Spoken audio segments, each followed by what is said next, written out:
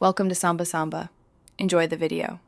You begin by opening Google Maps and confirming location access so the blue dot matches where you stand. Type your destination into search and tap the walking icon to switch to pedestrian routes. Once done, glance at suggested paths and estimated time.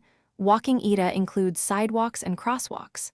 Make sure to pick the route that avoids highways or private property by checking the preview. These first steps set the map to navigate you specifically on foot. Now refine the route by comparing alternatives. Tap each suggested path to see distinct turn sequences and time differences.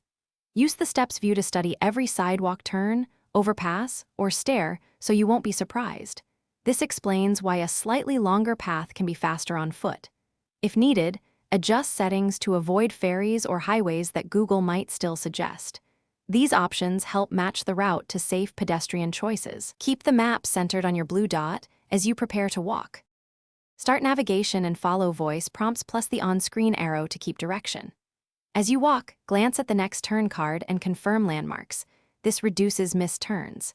If GPS drifts, pause, toggle location, or step into an open area to regain accuracy, that usually corrects position quickly.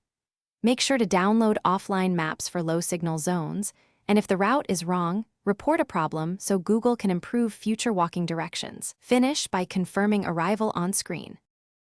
Thanks for watching. Consider subscribing if we helped you.